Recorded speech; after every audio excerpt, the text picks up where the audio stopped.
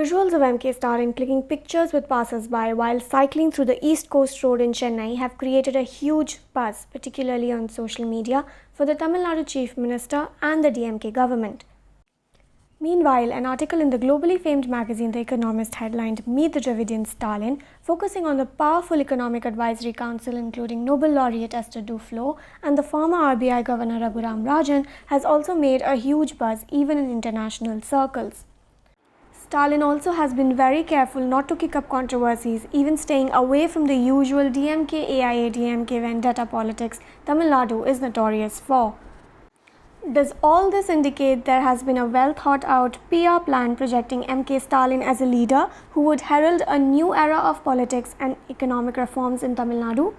We posed this question to a political analyst, and here is what they had to say.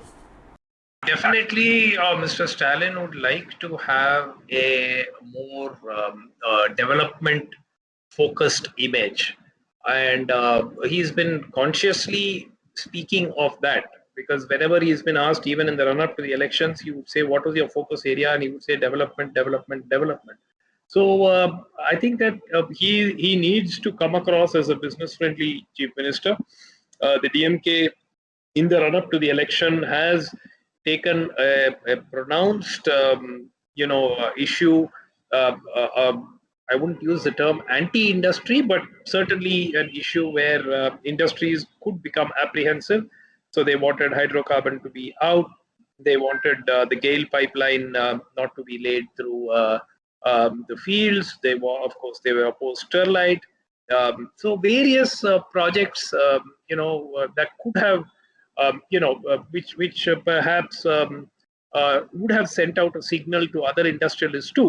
So now that they are in power, Mr. Stalin would like to correct that impression. The Economic Advisory Council has created a narrative of bringing a global perspective while looking for economic solutions.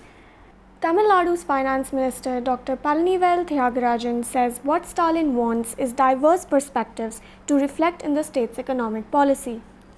Analysts suggest that this new push is to attract investors to the state. It is not an easy ride ahead as the new government has to manage the 5 lakh crore debt left behind by the AIADMK government. BJP governments have been unleashing PR blitzkrieg, for example Yogi Adityanath in Uttar Pradesh, to market its projects and ideas while projecting their CMs as strong visionary leaders. Now, many parties and leaders seem to be taking the same road to make themselves more visible and reach the masses. I think the DMK has caught on to it last 3 years or 4 years. And in fact, they were much ahead of the other parties in Tamil Nadu, like the AIADMK, which never really, did too well online. So they have capitalized on the lessons that perhaps Prashant Kishore's team has given them in the run-up to the elections, and they know that the social media presence and activity is not something that can just be restricted to from election to election. It needs to be 24/7 by 365, and that is what Mr. Stalin's IT social media team is actually doing. They need to build his image.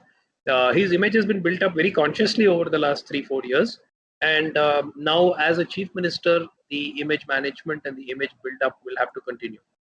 Earlier, a government's PR push peaked ahead of the elections, but in the new image management age, it starts soon after the government takes charge.